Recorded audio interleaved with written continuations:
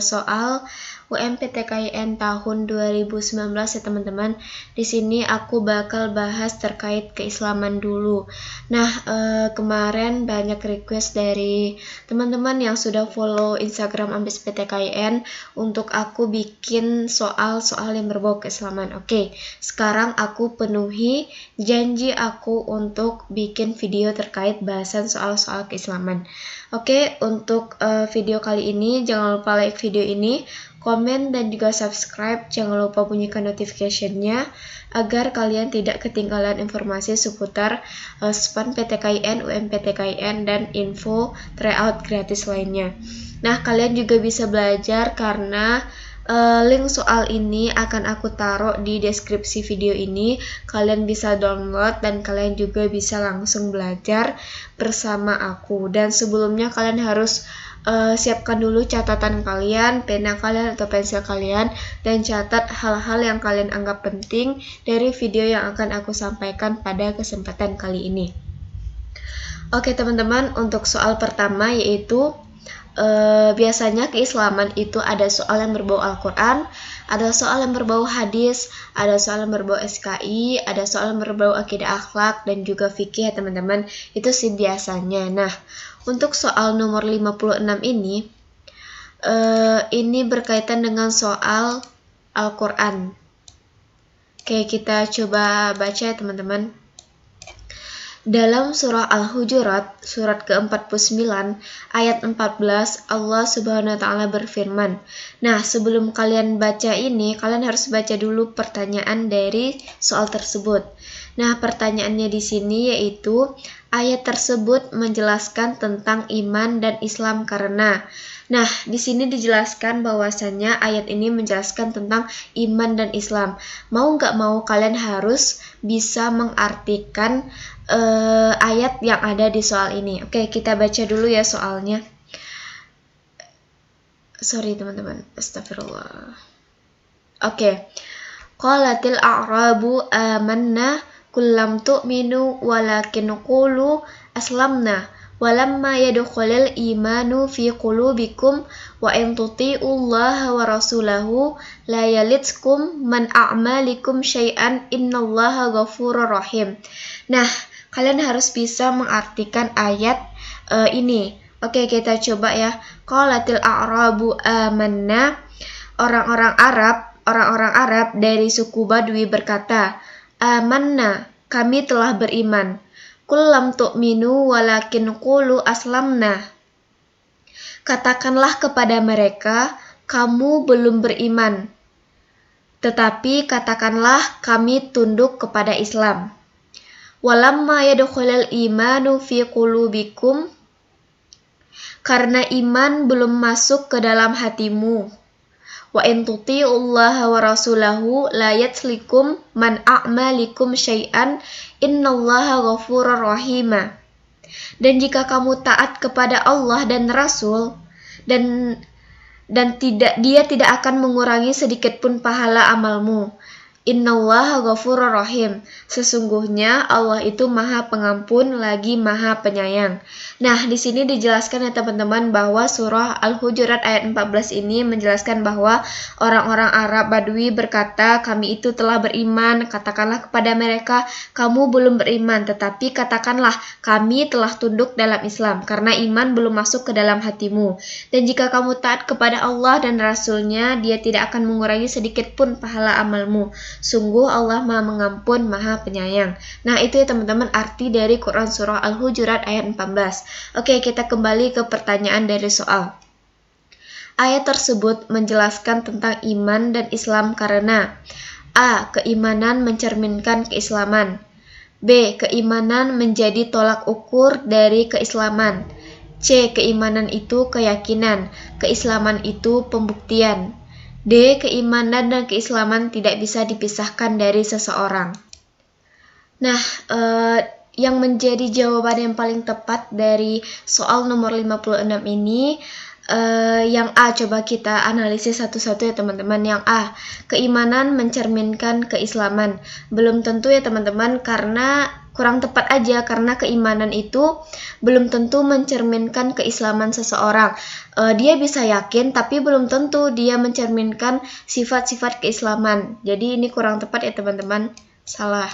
Yang B, keimanan menjadi tolak ukur dari keislaman. Ini juga kurang tepat ya teman-teman. Menjadi tolak ukur itu adalah sesuatu hal yang berbeda. Jadi ini juga kurang tepat. Yang C, keimanan itu keyakinan, keislaman itu pembuktian. Ini tepat ya teman-teman. Kenapa tepat? Karena seseorang beriman itu dia memiliki keyakinan, dan keyakinan itulah dengan Islam dia membuktikan, gitu ya teman-teman. Misalnya kalian yakin nih sholat itu perintah Allah. Nah, kalian buktikan dengan kalian melakukan salat, dengan kalian masuk agama Islam, kalian melakukan salat, berarti kalian yakin ke Allah, dan buktinya kalian melakukan salat demi agama yang kalian ambil, yaitu agama Islam. Gitu ya teman-teman, maksud dari ayat ini. Yang D, keimanan dan keislaman tidak bisa dipisahkan dari seseorang. Oke, ini narasinya tepat, tapi ini kurang mencerminkan ayat, karena yang ditanyakan ayat tersebut menjelaskan tentang iman dan Islam karena. Jadi jawaban yang tepat untuk soal nomor 56 ini adalah yang C teman-teman. Keimanan itu keyakinan, keislaman itu pembuktian.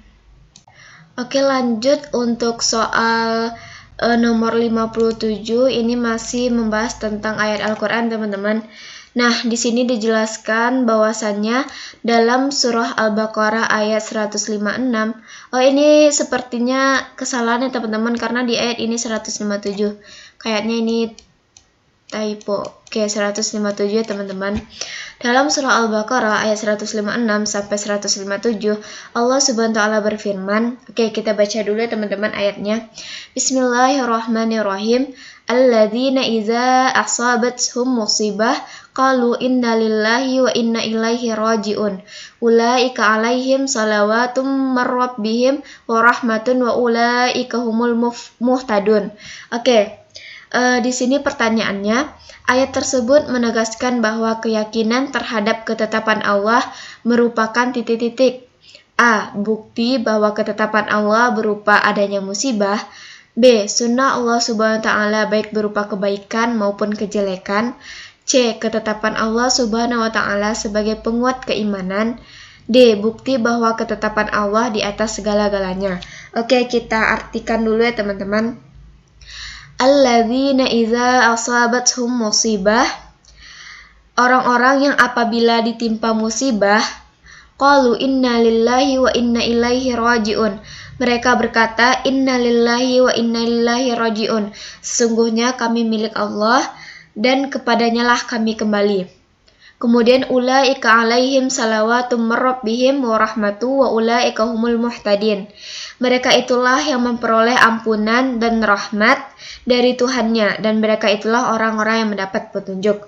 Oke, di sini menceritakan bahwa ketetapan Allah itu berupa musibah, yang mana orang-orang beriman yang mendapatkan musibah, dia percaya dan yakin bahwasanya semuanya dari Allah dan akan kembali kepada Allah ya teman-teman. Nah, di sini ayat tersebut menegaskan bahwa keyakinan terhadap ketetapan Allah Subhanahu wa taala merupakan.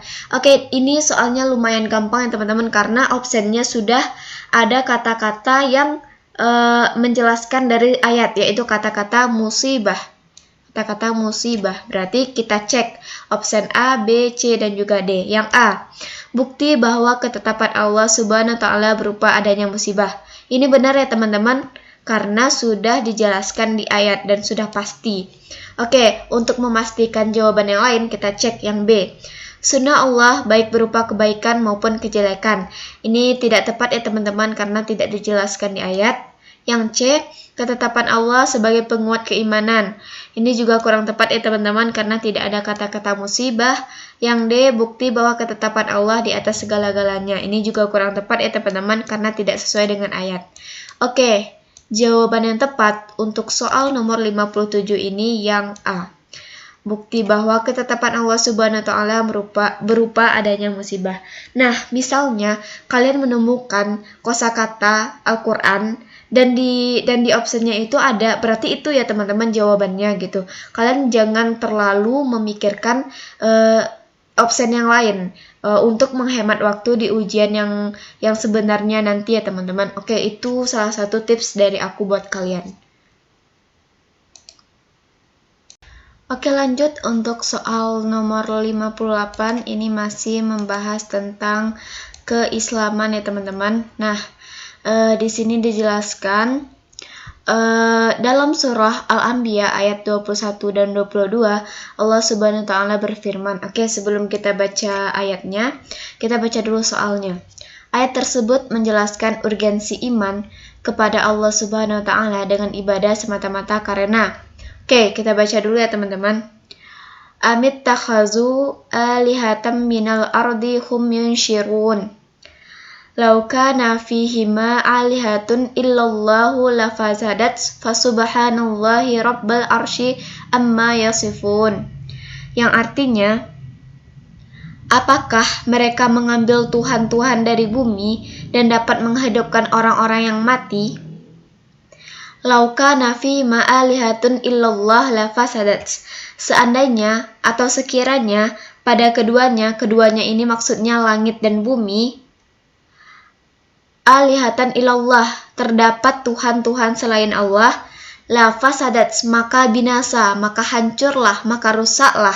Itu teman-teman ini ya urgensi ayatnya. Maksudnya sekiranya di dunia ini ada dua Tuhan yang menciptakan langit dan bumi, maka itu akan binasa. Binasa maksudnya mungkin akan terjadi perebutan atau perebutan kekuasaan. Intinya kalau misalnya Tuhan itu ada dua yang penguasa langit dan bumi, itu maka akan hancur ya teman-teman. Itu ya urgensi ayatnya. Fasubhanallah rabbal arsy amma yasifun. Maha suci Allah yang memiliki arsy dari apa yang mereka sifatkan. Oke, kita baca soalnya. Ayat tersebut menjelaskan urgensi iman kepada Allah dengan ibadah semata-mata karena alam semesta tunduk patuh pada kehendak Allah. Ini emang positif ya teman-teman, emang benar, tapi ini tidak sesuai dengan ayat. Berarti ini salah.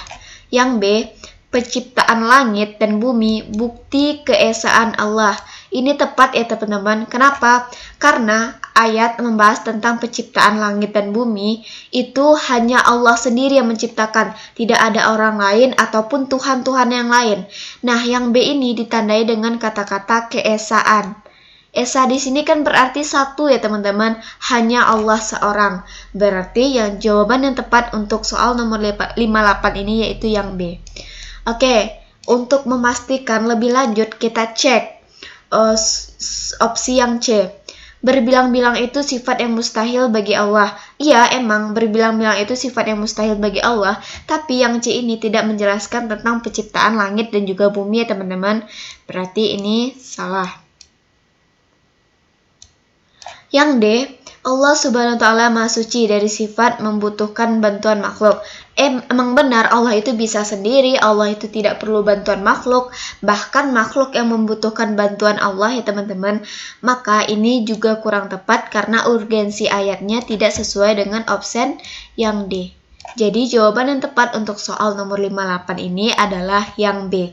Penciptaan langit dan bumi, bukti keesaan Allah Subhanahu wa taala. Oke teman-teman, lanjut untuk soal nomor 59. Ini bahasanya sudah membahas tentang hadis ya teman-teman, karena di keislaman itu juga ada soal-soal yang berbau hadis. Dari soal 56, 57, 58 tadi udah soal yang berbahas yang berbau Al-Quran. Oke, sekarang kita lanjut untuk membahas soal yang berbau hadis. Oke, kita baca dulu ya hadisnya teman-teman. Dalam sebuah hadis Nabi Shallallahu Alaihi Wasallam bersabda, An Abi Hurairah qala Rasulullah Shallallahu Alaihi Wasallam, Man nafasa an mu'minin kurbah, barang siapa yang menghilangkan kesusahan dari seorang mukmin. Kurbah ini kesusahan ya teman-teman. Min kurabid dunia, dari kesusahan di dunia. nafasallahu anhu kurbatan min kurabi yaumil qiyamah. Maka Allah akan menghilangkan kesusahan baginya di dunia, di akhirat teman-teman, yaumil qiyamah atau di hari kiamat nanti. Wa man yassara ala mu'sirin, dan barang siapa yang memudahkan suatu urusan orang mukmin, yasarallahu alaihi fid dunya wal akhirah, maka Allah akan memudahkan urusannya di dunia dan juga di akhirat. Nah, itu ya teman-teman urgensi hadisnya. Jadi, barang siapa yang menghilangkan kesusahan seseorang di dunia, maka Allah akan menghilangkan kesusahannya di akhirat. Dan barang siapa yang juga memberikan kemudahan orang mukmin, maka Allah akan memberikan kemudahan baginya di dunia dan juga akhirat. Oke, kandungan hadis di atas adalah A. Etika pergaulan antara mukmin, B. Sikap empati antara sesama, C. Menumbuhkan sikap kerjasama, D. Memperkuat persaudaraan. Yang A. Etika pergaulan antar mukmin. Ini kurang tepat ya teman-teman, karena dari soal ini kita bisa tahu kayak kita tuh harus punya sikap yang simpati sama orang lain. Kalau orang lain kesusahan, kita bantu gitu. Kalau kita memberikan kemudahan, Allah akan berikan kemudahan kepada kita. Itu lebih ke sikap simpati atau rasa tolong menolong kita teman-teman. Jadi kalau untuk yang A, etika pergaulan antara mukmin, itu kurang tepat ya teman-teman. Jadi jawaban yang A itu salah. Yang B, sikap empati antar sesama. Ini tepat ya teman-teman. Kenapa tepat? Empati ini kan sikap kita untuk saling membantu, saling peduli gitu ya teman-teman, mempunyai rasa empati terhadap orang lain.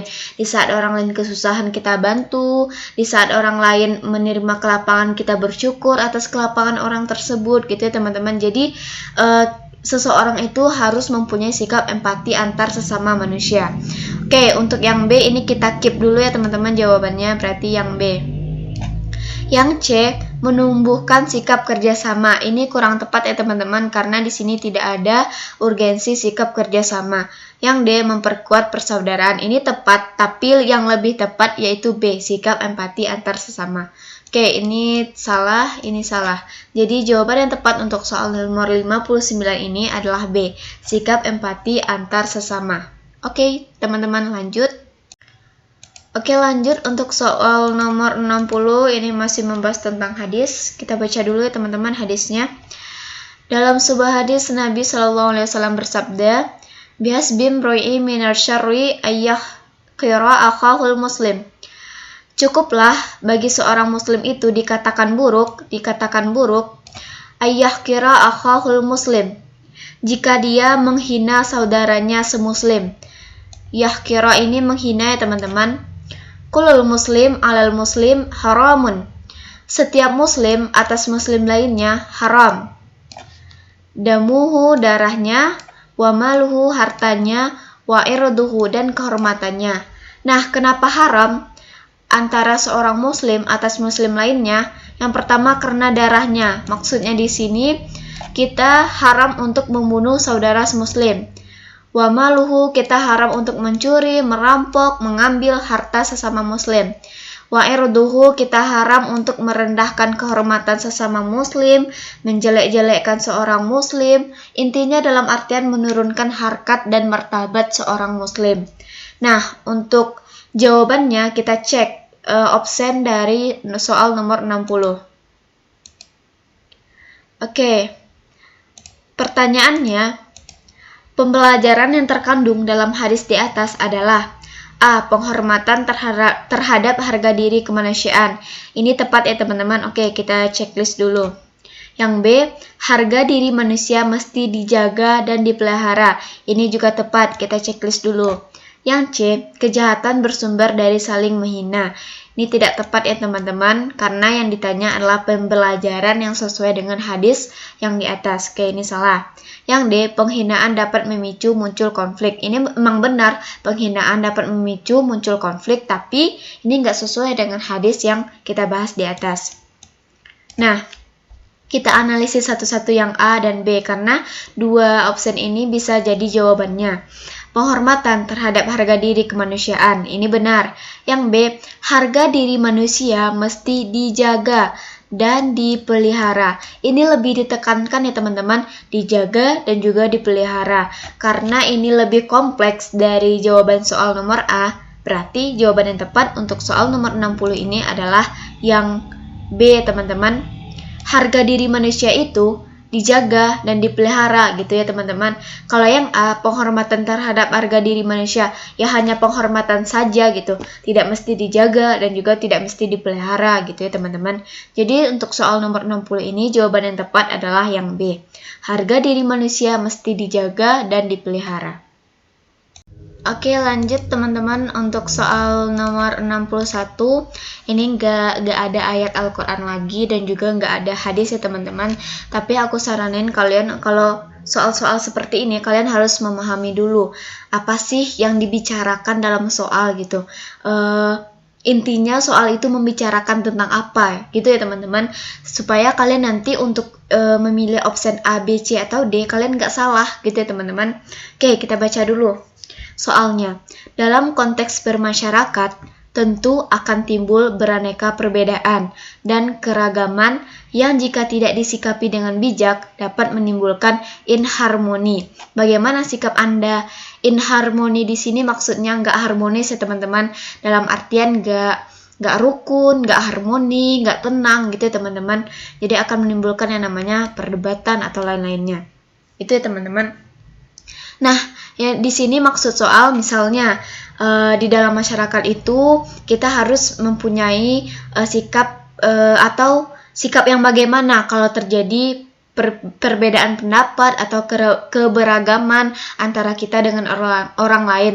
Nah, yang ditanyakan bagaimana sikap kita gitu ya teman-teman, maksud soalnya. Yang A, masing-masing saling memahami. Ini tepat. Oke, untuk memastikan kita checklist dulu. Yang B, mendahulukan kepentingan orang lain.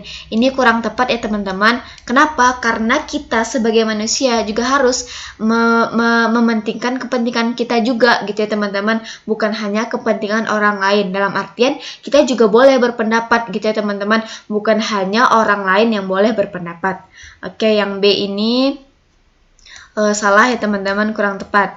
Yang C, menjalankan prinsip yang diyakini. Ini boleh kalau untuk diri kita sendiri, tetapi kalau dalam bermasyarakat kita harus menjalankan prinsip bersama ya teman-teman, untuk kemaslahatan bersama, bukan kemaslahatan diri kita sendiri. Dalam artian kita nggak boleh egois terhadap sesuatu yang bermanfaat bagi diri kita saja ya teman-teman, tapi harus bermanfaat dan disetujui oleh masyarakat. Nah, berarti ini kurang tepat juga ya teman-teman, jadi yang C salah. Yang D, masing-masing saling menghargai. Oke, ini tepat. Oke, di sini kita menemukan dua jawaban yang bisa menjadi option dari soal nomor 61. Yang A, masing-masing saling memahami. Yang D, masing-masing saling menghargai. Oke, masing-masing saling memahami. Nah, di sini kita hanya memahami saja gitu. Oh, ini pendapatnya gini. Oh, yang B pendapatnya gini, yang C pendapatnya gini. Kita hanya memahami gitu ya teman-teman. Jadi kita nggak menghargai, kita nggak support. Jadi untuk yang A ini kurang tepat ya teman-teman. Karena dalam toleransi pun kita ditunjuk untuk saling menghargai gitu ya teman-teman.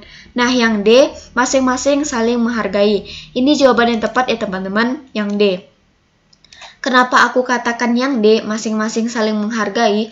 Karena sejatinya kita sebagai manusia ini mempunyai keberagaman pendapat. Misalnya, pendapat aku matematika itu sulit misalnya. Nah, kalau yang temanku yang si B berpendapat matematika itu mudah kok gitu. Nah, supaya si A dan si B ini nggak bertengkar, nggak saling menonjolkan pendapatnya, ya udah kita saling menghargai aja gitu. Kalau kita saling menghargai, kamu suka matematika, aku enggak, ya udah kita tetap saling menghargai gitu teman-teman, tanpa harus menjatuhkan pendapat orang lain. Nah, itu teman-teman soal nomor 61 ini jawabannya D, masing-masing saling menghargai. Lanjut ya teman-teman untuk soal nomor 62. Ini disediakan juga narasi yang cukup panjang. Nah, aku menyarankan ke kalian karena soal UMPTKYN itu adalah soal-soal yang narasinya lumayan panjang. Jadi buat kalian yang malas membaca, itu sangat berpengaruh ya teman-teman, karena dengan membaca kita bakal tahu jawaban yang pas dari soal yang disajikan. Oke, kita baca dulu soalnya. Pelajaran yang berharga dari sepenggal kisah di atas adalah. Nah, jadi di sini disajikan sebuah kisah. Jadi kita ditentukan pelajaran apa sih atau ibrah apa sih yang bisa kita ambil dari soal ini. Oke, yang pertama, kita baca dulu soalnya. Ahyar, anak desa yang hidup sederhana. Kesehariannya bergaul dengan anak-anak sebaya di kampungnya. Ia habiskan usia remaja di kampung halamannya. Pada suatu saat, Ahyar minta izin kepada orang tuanya untuk melanjutkan pendidikannya ke jenjang perguruan tinggi. Orang tuanya merasa prihatin karena ketidakadaan biaya.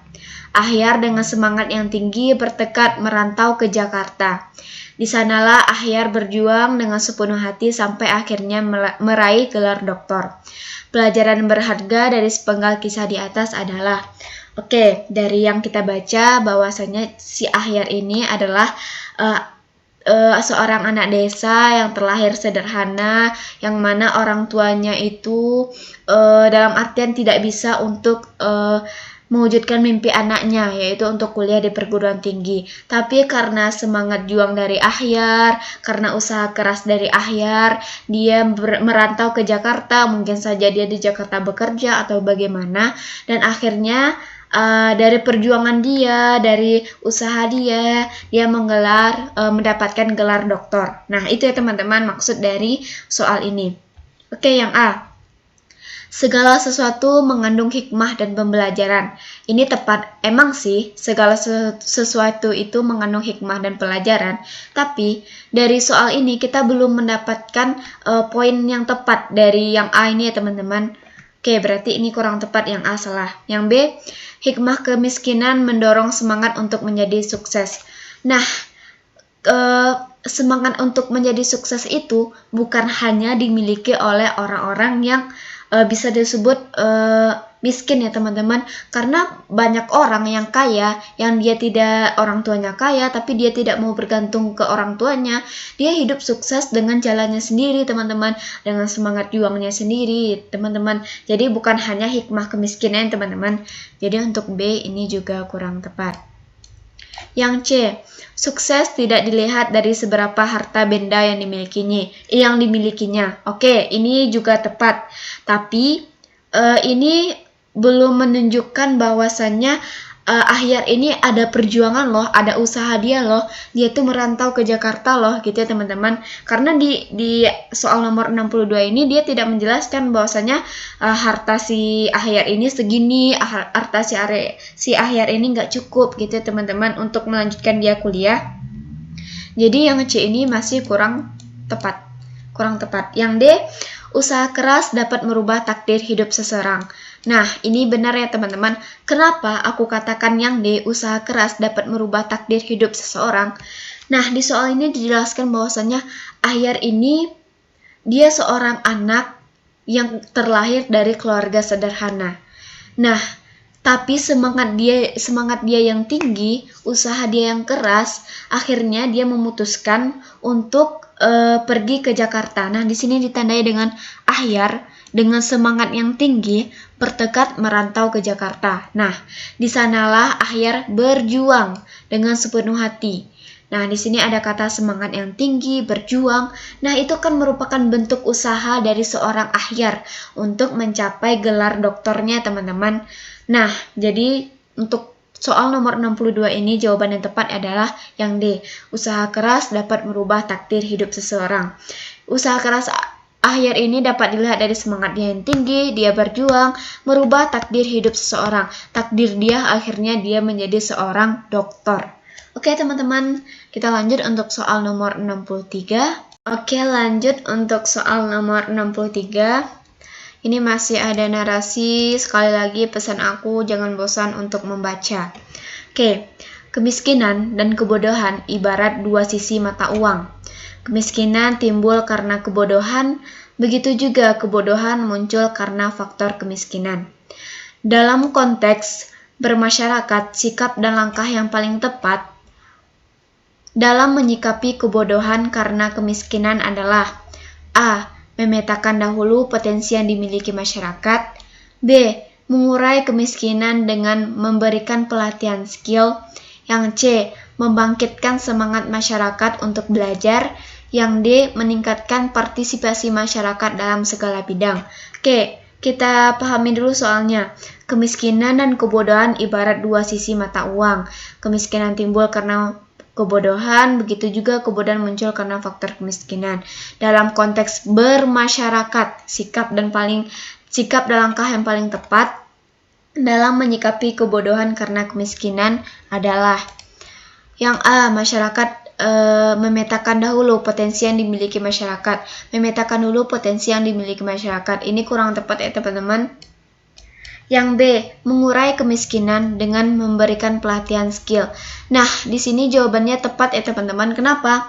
Karena dengan kita mengurai kemiskinan dengan memberikan pelatihan skill, jadi orang-orang yang sudah berlatih skill, dia mempunyai skill dan akhirnya dia bisa bekerja atau dia bisa mencari sesuatu usaha, dan dari usaha dan pekerjaan itu kita bisa mengurai kemiskinan yang terjadi di masyarakat. Yang B teman-teman jawaban yang tepat. Oke, untuk memastikan yang C, yang D kita baca juga. Yang C, membangkitkan semangat masyarakat untuk belajar.